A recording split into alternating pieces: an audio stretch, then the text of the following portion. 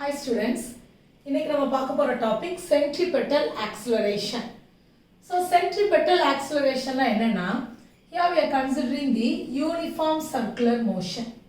So uniform circular motion என்ன ஒரு object வந்து எனக்கு circular pathல rotate ஆயிட்டு இருக்கு. ஓகே circular motionல இருக்கு. And uniformனா எனக்கு ஸ்பீட் வந்து சேஞ்ச் ஆகாம ஒரே ஸ்பீட்ல rotate ஆயிட்டு இருக்குன்னு அர்த்தம். ஓகே So for example, ஒரு ஸ்டோன் எடுத்துக்கோங்க, ஒரு ஸ்ட்ரிங் எடுத்து அந்த ஸ்டோன்ல நல்லா டைப் பண்ணிக்கணும். ஓகே அந்த ஸ்ட்ரிங்குடைய இன்னொரு எண்டை நம்ம கையில் பிடிச்சிக்கிறோம். பிடிச்சிட்டு இந்த ஸ்டோன் எப்படி நம்ம ரொட்டேட் பண்ணோம்னா என்ன ஆகும், இந்த ஸ்டோன் வந்து எனக்கு ஒரு பாத் உண்டாக்கும், அது இந்த சர்க்குலர் மோஷனில் இருக்கும். ஓகே ஸோ அண்ட் யூனிஃபார்மாக இருக்குது, ஏன்னா அந்த ஸ்பீட் வந்து எனக்கு எப்படி இருக்குது, கான்ஸ்டண்ட்டாக இருக்குது. எல்லா பக்கம் எனக்கு எப்படி இருக்கும், ஒரே ஸ்பீட் தான் இருக்கும். So I can say in circular motion speed is same. Okay So what about the direction? So இந்த string நான் வந்து இந்த ஸ்ட்ரிங்கை பிடிச்சிருக்கேன். ஸோ இந்த ஸ்ட்ரிங்கில் என்ன வச்சுருக்கோம், நம்ம ஒரு ஸ்டோனை வந்து அந்த ஸ்ட்ரிங்கை வச்சு கட்டி வச்சுருக்கோம். ஓகே ஸோ இதை நான் ரொட்டேட் பண்ணிகிட்டு இருக்கேன். இப்போ டைரக்ஷன் பற்றி நம்ம பார்க்குறோன்னா, இப்போ நான் ரொட்டேட் பண்ணிகிட்டு இருக்கும்போது இதை வந்து ஒரு ஸ்லோ ஆக்ஷனாக நீ வந்து இமேஜின் பண்ணிப்பாரு. இப்போ இந்த ஸ்டோன் இங்கே வந்துருச்சு, நான் இப்படி பிடிச்சிருக்கேன். இந்த ஸ்டோன் அந்த ஸ்ட்ரிங்கை வந்து நான் ரிலீஸ் பண்ணுறேன்னு வைங்க. இந்த ஸ்டோன் என்ன பண்ணும், எனக்கு இதே மாதிரி இந்த டைரக்ஷன்லேயே ரொட்டேட் பண்ணுமா, இல்லை வேறு எங்கேயாவது போய் விழுமா, வேறு எங்கேயாவது போய் விழும். ஏன்னா அந்த ஸ்டோனுடைய ஒரிஜினல் பாத் வந்து அதுதான். நான் அந்த ஒரிஜினல் பாத்தில் போக விடாமல் என்ன பண்ணுறேன், அந்த ஸ்ட்ரிங்கை வச்சு ரொட்டேட் பண்ணிட்டு இருக்கேன். ஸோ அந்த ஒரிஜினல் பாத்துக்கு போக விடாமல் அந்த ஸ்டோனை என்ன பண்ணிடுறோம், இந்த டைரக்ஷனுக்கு திருப்பிடுறோம். ஓகே இந்த ஸ்டோன் வந்து இப்போ இந்த டைரக்ஷனுக்கு வந்துருச்சு. நான் இந்த இடத்துல ரிலீஸ் பண்ணுறேன்னு வைங்க ஸ்ட்ரிங்கு. இந்த ஸ்டோன் என்ன பண்ணும், இதனுடைய ஒரிஜினல் பாத் என்ன, அங்கே போய் விழும். பட் அதை நான் விடாமல் என்ன பண்ணுறோம், திரும்ப அதனோட டைரக்ஷனை சேஞ்ச் பண்ணி ரொட்டேட் பண்ணுறோம். ஓகே ஸோ அந்த ஸ்டோனுடைய டைரக்ஷன் வந்து வேறு, நான் எந்த இடத்துல ரிலீஸ் பண்ணுறேனோ ஸோ அது போக வேண்டிய பாதை வேறு, நம்ம என்ன பண்ணுறோம், அதனுடைய டைரக்ஷனை மாற்றி ரொட்டேட் பண்ண வைக்கிறோம். Okay so for example see here. So இந்த இடத்துல நான் ரிலீஸ் பண்ணிட்டேன் அப்படின்னா இந்த ஸ்டோன் எனக்கு என்ன பண்ணும், இங்கே போய் விழுந்துடும். ஓகே பட் நான் இதனுடைய ஸ்டோனுடைய பாத் இதுதான், ஆனால் இந்த பாத்தில் நான் போகக்கூடாமல் என்ன பண்ணுறேன், இந்த ஸ்ட்ரிங்கை நான் நல்லா டைட்டாக பிடிச்சிட்டு திரும்ப ரொட்டேட் பண்ணுறேன். ஸோ இந்த ஸ்டோன் வந்து எனக்கு எங்கே ஆயிடுது, இங்கே வந்துடுது. ஓகே சரி இந்த இடத்துல நான் அந்த ஸ்டோனை ரொட்டேட் பண்ணால் இதனுடைய டைரக்ஷன் என்னதான் இருக்கும், it will move here. But அங்கே போகக்கூடாமல் நான் என்ன பண்ணுறேன், இங்கே திரும்ப அந்த டைரக்ஷனை மாற்றுறேன். ஓகே ஸோ ஸ்டோனுடைய டைரக்ஷன் என்ன ஆகிட்டே இருக்குது, ஒவ்வொரு இடத்துலையும் சேஞ்ச் ஆகிக்கிட்டே இருக்குது. Okay so the direction of velocity is changing at each and every point. ஒவ்வொரு இடத்துலையும் இந்த இடத்துல இருந்தால் இது இங்கே போயிருக்கணும், பட் அதை என்ன பண்ணுறோம், நம்ம ரொட்டேட் பண்ணுறோம். இங்கே இருந்துச்சுன்னா அந்த ஸ்டோனுடைய ஒரிஜினல் பார்த்தீங்க, ஆனால் நான் என்ன பண்ணுறேன், அதை இங்கே ரொட்டேட் பண்ணுறேன். ஓகேவா ஸோ அந்த டைரக்ஷன் ஆஃப் வெலாசிட்டி எனக்கு என்ன ஆகுது, ஒவ்வொரு இடத்துலையும் சேஞ்ச் ஆகிக்கிட்டே இருக்கு. So if there is change in the direction நம்ம என்னன்னு சொல்லிடலாம், so there is some change in the velocity, so I can say there is some acceleration. Okay so velocity nude direction la enakku changes irukku appadina anga enna present aayirukku artham, acceleration is present there. இது நம்ம already பார்த்திருக்கோம் இல்லையா. ஆனா speed நமக்கு சேமா தான் இருக்கு, but என்ன சேஞ்ச் ஆயிடுச்சு, டைரக்ஷன் சேஞ்ச் ஆயிடுச்சு. so I can say acceleration is present here, the stone is accelerating. Okay சரி இந்த acceleration எங்க ஆக்ட் பண்ணுதுன்னு பாருங்க. ஸோ இந்த ஸ்ட்ரிங்கை வச்சு தான் நான் என்ன பண்ணுறேன், இந்த டைரக்ஷனை மாற்றிக்கிட்டே இருக்கேன். Okay so the acceleration is produce along the string. Okay இந்த ஸ்ட்ரிங்கில் தான் எனக்கு என்ன ஆகுது, ஆக்சலரேஷன் ப்ரொடியூஸ் ஆகுது. Or I can say the acceleration is produces along the radius. ஏன் இந்த இடத்த நான் ரேடியஸ்னு எடுத்துட்டேன், see this is a circle. நான் சென்டர்ல இருந்து இங்கே நான் லைன் ட்ரா பண்ணியிருக்கேன், அந்த ஸ்ட்ரிங் இருக்கு. ஸோ இதை நான் ரேடியஸ்னு எடுத்துக்கலாமா. So I can say the acceleration is produces along the radius. புரியுதா? ஓகே ஸோ நியூட்டன் செகண்ட் லால நம்ம என்ன கண்டுபிடிச்சோம், என்ன டிரைவ் பண்ணோம், F is equal to ma. that means so ஒரு ஆப்ஜெக்ட் வந்து ஆக்சலரேட் ஆகுதுன்னா கண்டிப்பாக அங்கே என்ன இருக்குது, ஒரு ஃபோர்ஸ் ஆக்ட் பண்ணுது. ஒரு ஃபோர்ஸ் ஆக்ட் பண்ணாதான் எனக்கு வந்து ஒரு ஆப்ஜெக்ட் வந்து ஆக்சலரேட் ஆகும். ஓகே ஸோ அப்போ இங்கே எனக்கு இந்த ஆப்ஜெக்ட் வந்து ஆக்சலரேட் ஆகுது, அப்போ அங்கே என்ன இருக்குன்னு அர்த்தம், some force is acting. So that force I can call it as centripetal force. Okay இங்க ஆக்ட் பண்ற ஆக்சலரேஷன் நம்ம என்னன்னு சொல்றோம்னா centripetal acceleration. Centripetal acceleration and இந்த ஆக்சலரேஷனை ப்ரொடியூஸ் பண்றதுக்கு ஹெல்ப் பண்ற அந்த ஃபோர்ஸ் என்னன்னு சொல்றோம், centripetal force. can see. So நம்ம என்ன கன்சிடர் பண்றோம், யூனிஃபார்ம் சர்க்குலர் மோஷன் நம்ம கன்சிடர் பண்ணோம். ஸோ யூனிஃபார்ம் சர்க்குலர் மோஷனில் ஸ்பீட் எனக்கு எப்படி தான் இருக்கும், சேமாக தான் இருக்கும். பட் டைரக்ஷன் என்ன சொல்கிறோம், அதனுடைய ஒரிஜினல் பாத் வேறு. பட் நான் ஸ்ட்ரிங்கை வச்சு டைப் பண்ணி என்ன பண்ணிட்டு இருக்கேன், ரொட்டேட் பண்ணிகிட்டே இருக்கிறதுனால அந்த ஸ்டோனுடைய டைரக்ஷன் நம்ம மாற்றிக்கிட்டே இருக்கோம். Okay, so there is change in the direction of velocity.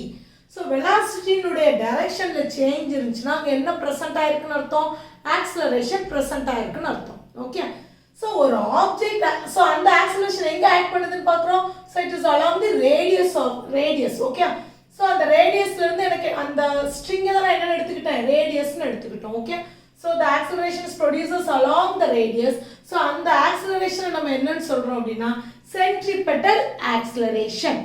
Okay, and Newton second லால நம்ம என்ன சொல்றோம், எந்த ஆப்ஜெக்ட் ஆக்ஸலரேட் பண்றதா இருந்தாலும் we need some forces. so இந்த ஆக்ஸலரேஷன் ப்ரொடியூஸ் பண்றதுக்கு ஒரு ஃபோர்ஸ் வந்து காரணமா இருந்திருக்கும். அந்த ஃபோர்ஸ் நம்ம என்ன சொல்றோம், centripetal force. is it clear? okay, then what is the unit of force? so SI unit of force, international system of unitல நம்ம ஃபோர்ஸ் உடைய யூனிட் என்னதான் எடுக்கிறோம் அப்படின்னா நியூட்டன். என்னதான் எடுக்கிறோம், நியூட்டன். ஓகே, இதே சிஜிஎஸ் சிஸ்டம்ல ஃபோர்ஸ் உடைய யூனிட் நம்ம என்னதான் எடுத்துக்கிறோம்னா டைன். இதை நம்ம ஆல்ரெடி பார்த்துருக்கோம் இல்லையா. ஸோ எஸ்ஐ சிஸ்டம்ல ஃபோர்ஸ் உடைய யூனிட் வந்து நியூட்டன், சிஜிஎஸ்ல வந்து ஃபோர்ஸ் உடைய யூனிட் டைன். ஓகே, ஸோ இப்போ அடுத்து நம்ம சில டெஃபினிஷன்ஸ் பார்க்க போறோம். என்னன்னா டிஃபைன் 1 நியூட்டன் அப்படின்னு கேட்குறாங்கன்னு வச்சுக்கோங்க. So the question is define 1 Newton. இதை வந்து நம்ம ஈஸியாக எழுதிடலாம். See here 1 Newton. Okay, so எப்படி டிஃபைன் பண்றோம் பாருங்க. so F is equal to ma இல்லையா. so what's the unit of force, it's nothing but Newton. okay, what's the unit of mass, is kilogram in SI system. okay, so unit of acceleration meter per second square. okay, so உன்னுடைய question என்ன, define 1 Newton. 1 Newton என்ன அப்படின்னு கேட்குறாங்க. So இப்போ நான் இங்கே 1 போட்டேன்னு வைங்க. ஸோ இங்கே 1 இருக்குன்னா இங்கே என்ன வேல்யூஸ் எனக்கு இருக்கும், 1 1. இங்கே நீ 5 2 எடுத்தனா இங்கே என்ன ஆயிரும், உனக்கு 10 நியூட்டன். ஆனால் நான் என்ன கண்டுபிடிக்கணும், 1 நியூட்டன் தான் கண்டுபிடிக்கணும். So I'm writing 1 newton. So here 1 and 1 kilogram and 1 metre per second square. Okay, so இப்போ இந்த நியூட்டனை டிஃபைன் பண்ணுறதுக்கு நான் என்ன சொல்லலாம்னா, so 1 kg massல ஒரு ஆப்ஜெக்ட்டை 1 meter per second square நான் வந்து 1 meter per second square acceleration நால ப்ரொடியூஸ் பண்ணணும்னா எனக்கு தேவைப்படுற ஃபோர்ஸ் வந்து என்னதான் இருக்கும், 1 நியூட்டன். ஓகே, ஸோ ஈஸியாக புரியுதுல. 1 நியூட்டன்னா 1 கிலோகிராம் மாஸ் உள்ள ஆப்ஜெக்டை நான் எவ்வளோ ஆக்சலரேட் பண்ண போகிறேன், 1 meter per second square accelerate பண்ணணும்னா அதுக்கு தேவைப்படுற ஃபோர்ஸ் என்னது, 1 நியூட்டன். ஓகே, ஸோ இந்த டெஃபினிஷன் நம்ம எப்படி எழுதலாம், so amount of force required for the body of mass எவ்வளவு இருக்கு, 1 kilogram to produce an acceleration of எவ்வளவு acceleration produce பண்ணணும், 1 meter per second square. ஓகேயா. ஸோ எனக்கு 1 கிலோகிராம் மாஸ் ஆப்ஜெக்டை 1 metre per second square accelerate பண்ணணும்னா அதுக்கு தேவைப்படுற இந்த ஃபோர்ஸ், அமௌண்ட் ஆஃப் ஃபோர்ஸை தான் நம்ம என்னன்னு சொல்லுவோம்னா 1 நியூட்டன். ஓகேவா. ஸோ இதை வச்சு ஈஸியாக இந்த டெஃபினிஷன் எழுதிடலாம்ல. ரைட். ஸோ நெக்ஸ்ட் வந்து என்ன பார்க்க போகிறோம் அப்படின்னா 1 டைன். நெக்ஸ்ட் கொஸ்டின் என்ன, டிஃபைன் 1 டைன். ஸோ இதை எப்படி எழுதுவோம், டிஃபைன் 1 டைன். ஸோ இதே பிளேஸில் நான் என்னன்னு போட போகிறேன், டைனால இது என்ன இதை குறிக்குது, சிஜிஎஸ் சிஸ்டமை குறிக்குது. So unit of force in CGS system is nothing but dyne. And unit of mass என்னது, gram. Okay, and unit of acceleration என்னது, சென்டிமீட்டர் per second ஸ்கொயர். இப்போ நம்மள என்ன கண்டுபிடிக்க சொல்லியிருக்காங்க, 1 டைன். ஸோ இங்கே நான் என்ன வேல்யூஸ் போட்டுக்கலாம், 1 1. ஓகேயா. ஸோ இதனுடைய மீனிங் என்ன, 1 கிராம் மாஸ்ல ஒரு ஆப்ஜெக்டை 1 சென்டிமீட்டர் per second ஸ்கொயர் நான் ஆக்சலரேட் பண்ணுறதுக்கு எனக்கு தேவைப்படுற ஃபோர்ஸ் என்னதான், 1 டைன். புரியுதா?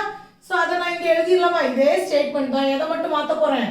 amount of force required for the body of mass of என்னது 1 gram, okay, to produce an acceleration of 1 centimeter per second square. இதை மட்டும் தான் மாற்றணும்.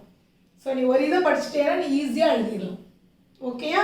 ஸோ டைனுக்கும் உங்களுக்கு நியூட்டனுக்கு டிஃப்ரென்ஸ் தெரியுது இல்லையா? ஸோ இங்கே வந்து 1 கிலோகிராம் மாஸை 1 metre per second square accelerate பண்ணுறதுக்கு தேவைப்படுற ஃபோர்ஸ் வந்து 1 நியூட்டன். இங்கே 1 கிராம் ஆஃப் மாஸை வந்து 1 centimetre per second square accelerate பண்ணுறதுக்கு எனக்கு தேவைப்படுற ஃபோர்ஸ் என்னது? 1 டைன். ஓகே? ஸோ அண்ட் இன்னொன்று என்ன கொடுத்துருக்காங்கன்னா 1 Newton is equal to 10 to the power 5 time அப்படின்னு கொடுத்துருக்காங்க. ஓகே? ஸோ இது எப்படி வந்துச்சு நம்ம பார்க்கலாமா? So here see here, so 1 Newton is equal to, நீ வந்து 10 to the power 5 டைன் நீ வந்து ப்ரூவ் பண்ணணும் இல்லையா? so 1 Newton is equal to டைனுக்கு நான் ப்ரூவ் பண்ணா எனக்கு என்னதுல கொண்டு வரணும்? CGSல கொண்டு வரணும்னு அர்த்தம் இல்லையா? ஸோ இப்போ நான் 1 கிலோகிராம் இருக்குது, CGS கிராமா கொண்டு வரணும்னா என்ன பண்ணணும்? 1 kilogram is equal to 1000 gram. Okay? ஏன் இதை நான் கிராம மாத்திரன்னு தெரியுதா? நம்ம டைனுக்கு 1 நியூட்டன்ங்கிறது டைனுக்கு எவ்வளோ அப்படிங்கிறது கண்டுபிடிக்க போகிறோம். ஓகே? ஸோ இன்டு 1 மீட்டர் நான் சிஜிஎஸில் மாற்றும் போது எனக்கு என்னதான் மாறணும்? 1 சென்டிமீட்டராக மாறணும். ஸோ 1 மீட்டர் சென்டிமீட்டராக நீங்கள் மாத்தினா என்ன ஆயிரும்? 100 centimetre per second square. Okay? Second வந்து எஸ்ஐலையும் சிஜிஎஸ்லையும் சேம் தான், அதனால் நம்ம அதை வந்து கன்சிடர் பண்ணலை. ஓகேவா? So now you right. So 1, how many zeros are here? Here 1, 2, 3, 4, 5. So 10 to the power 5 G centimeter per second square. Okay? G centimeter per second square என்னது? Time. நம்ம பார்த்தோம்ல இதுக்கு முன்னாடி. So 10 to the power 5 time. Okay?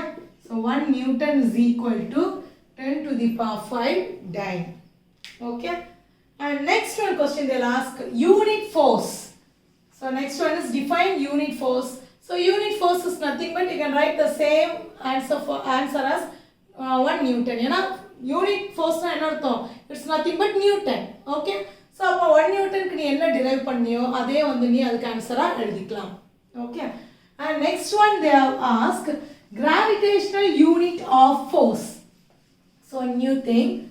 So gravitational unit of force.